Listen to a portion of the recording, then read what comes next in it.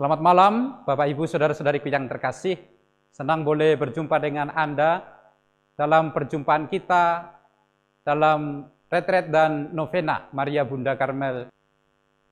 Saudara-saudariku yang terkasih, dalam bagian pengantar ini, saya teringat akan seorang yang sejak tahun 2014 yang bernama Welin Kusuma. Mungkin kita sudah kenal dengan orang ini yang mempunyai 24 gelar akademik yang sudah ditambatkan pada dirinya. Boleh dikatakan dalam usia yang sangat masih muda, dia sudah mempunyai 24 gelar akademik. Ketika saya baca-baca riwayat hidupnya, Welin ini pernah mendapatkan 3 gelar akademik dalam kurun waktu 4 tahun. Wah, luar biasa. Tapi anak muda ini menjadi inspirasi kita nanti untuk melihat bagaimana orang yang punya gelar yang begitu banyak berhubungan dengan kerendahan hati. Lalu yang kedua, ada favorit yang mungkin banyak orang sangat senang dengan figur ini, yaitu pemain bola yang sangat terkenal, yang meraih 6 gelar pemain terbaik dan sejumlah gelar dan pencapaian yang lain. Saudara-saudariku, apa artinya 2 tokoh ini saya tampilkan untuk mengantar kita pada permenungan kita? Saya mau mengajak kita untuk merenungkan hal-hal berikut ini. Apakah prestasi seseorang menghambat orang untuk sampai pada kerendahan hati? Atau apakah popularitas menjadi penghalang orang untuk sampai pada kerendahan hati?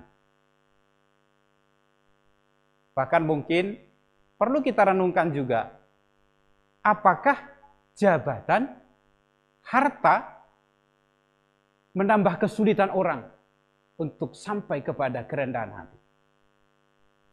2 tokoh itu merupakan orang-orang yang punya banyak prestasi dan gelar. Lalu mungkin kita juga punya popularitas masing-masing, punya gelar masing-masing, punya jabatan masing-masing. Tapi apakah itu semua menjadi penghalang untuk kita sampai pada kerendahan hati? Nah, inilah yang akan kita lihat dalam permenungan kita pada kesempatan kali ini. Maka saya mau memberi statement awal untuk kita. Semakin kita meraih keberhasilan dalam hidup, semakin terbuka ternyata peluang kita untuk menjadi rendah hati. Dari mana kita tahu? Saudara-saudariku yang terkasih, inilah yang kita lihat dalam diri Maria, kerendahan hati Maria dalam Magnificatnya.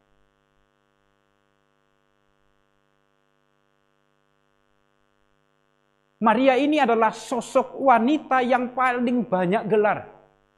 Boleh kita katakan dalam tanda kutip juga adalah sosok pribadi yang pangkatnya paling banyak. Kita tahu dalam gereja sendiri ada banyak gelar yang diberikan kepada Maria. Mulai dari ibu segala bangsa, ratu para ratu, ratu para malaikat, bintang samudra, Maria Bunda Karmel, Ratu Karmel, dan macam-macam lagi. Boleh dikatakan gelarnya Welin Kusuma tadi belum seberapa dibandingkan gelar yang dimiliki oleh Bunda Maria. Atau mungkin belum seberapa dengan gelar yang pernah kita raih atau prestasi yang pernah kita punyai. Maria adalah sosok yang memiliki banyak gelar, banyak pangkat. Boleh dikatakan juga banyak penghargaan.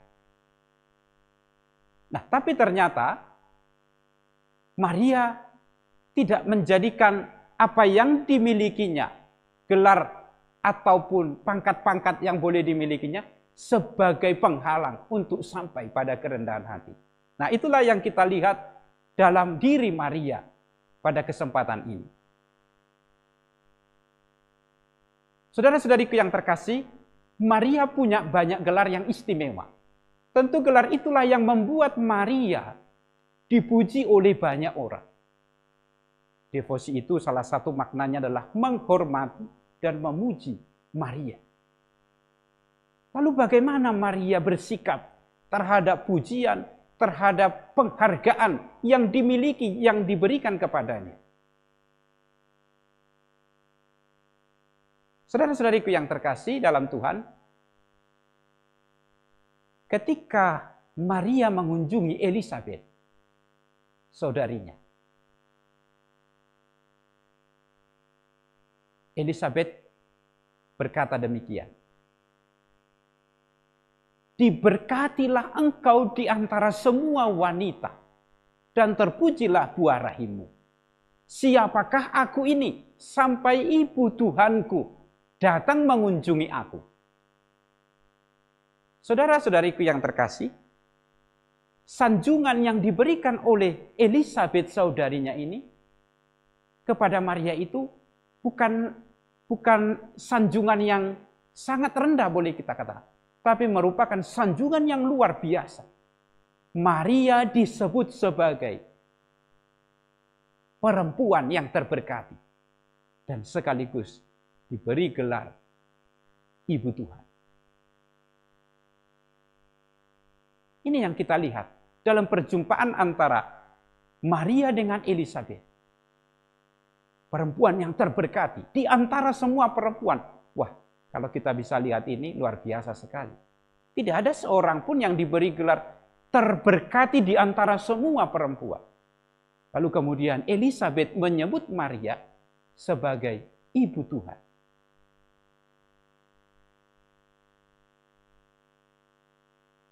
Saudara-saudariku yang terkasih, lalu apa jawaban Maria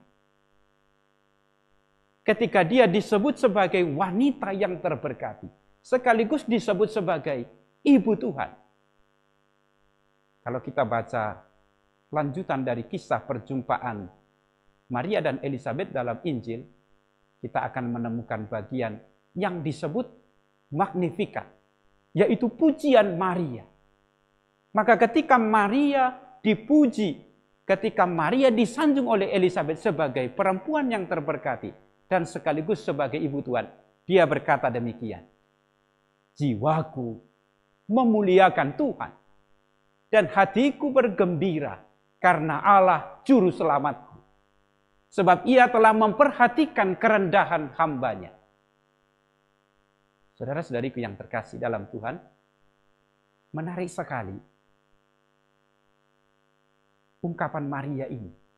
Respon seorang Maria terhadap sanjungan, pujian, bahkan boleh dikatakan prestasi yang ada padanya. Responnya justru berkata, "Jiwaku memuliakan Tuhan. Hatiku bergembira karena Allah Juru Selamat." Saudara-saudariku yang terkasih, inilah salah satu contoh yang bisa kita teladani, kerendahan hati seorang Maria.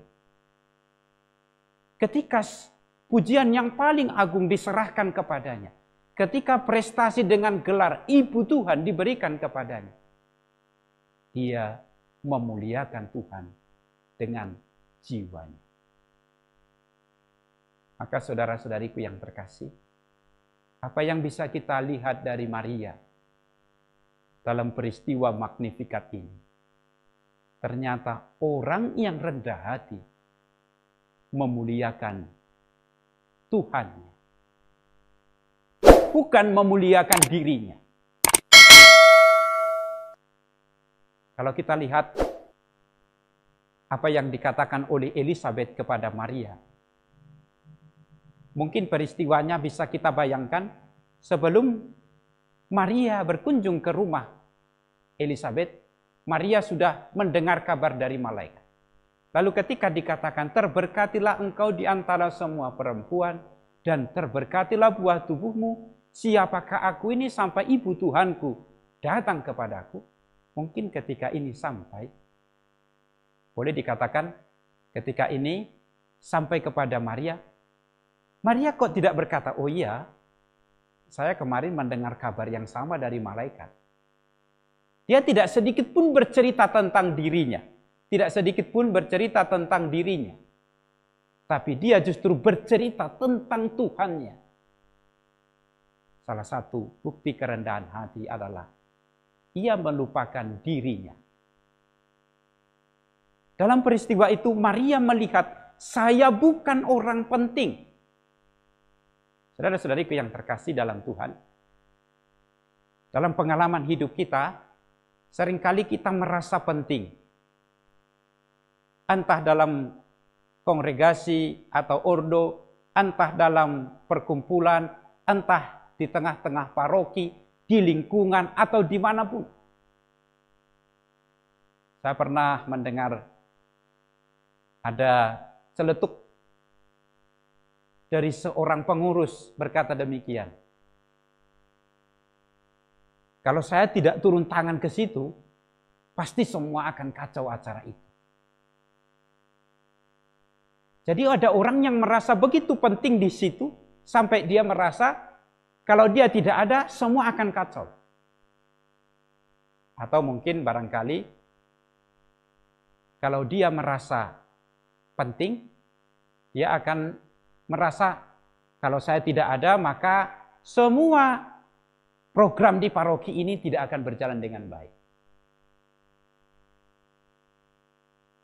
Saudara-saudariku yang terkasih, inilah kerendahan hati. Melupakan dirinya, tapi mengagungkan Tuhannya. Atau dalam pengalaman-pengalaman lain, seringkali kita tidak sadar. Kita mendahulukan diri kita, tapi melupakan Tuhan kita. Saya juga pernah mendengar ada seorang umat yang menyumbang ke gereja untuk sebuah pembangunan gereja.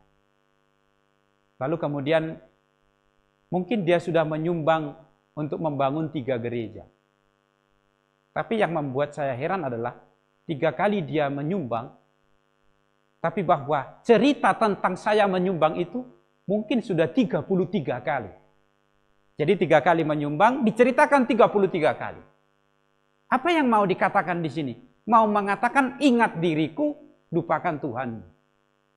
Kita tidak sadar. Seringkali ketika kita melakukan sesuatu, ketika kita berbuat sesuatu, kita merasa penting. Kita merasa sangat berarti pada peristiwa itu. Maka ketika orang sudah melakukan sebuah jasa, dia sekali berbuat jasa, tapi mungkin diingat, disebarkan, dikenang, mungkin berkali-kali. Atau saya juga pernah mendengar mantan pengurus di Dewan Paroki. Setelah tidak lagi bertugas, dia mengatakan demikian. Dulu, waktu kami jadi Dewan Paroki, paroki ini bagus. Tapi sekarang kita tidak tahu. Kadang-kadang dia masih ingat. Dia hanya menjadi Dewan Paroki 3 tahun. Tapi diceritakan saya menjadi Dewan Paroki mungkin lebih dari 33 tahun. Jadi hanya 3 tahun mengabdi, menceritakannya 33 tahun. Saudara-saudariku yang terkasih, kalau kita lihat pengalaman hidup kita dan pengalaman Maria sangat jauh. Maria justru pada saat gelar yang tertinggi diberikan kepadanya, dia melupakan dirinya. Inilah saudara-saudariku yang bisa kita lihat dari peristiwa ini. Maka salah satu unsur dari kerendahan hati adalah saya tidak penting. Maka orang yang merasa penting tidak pernah mampu untuk menjadi rendah hati. Di bagian apapun, tidak boleh seorang pun merasa penting dalam hidup. Kalau dia hendak mau sampai kepada kerendahan hati.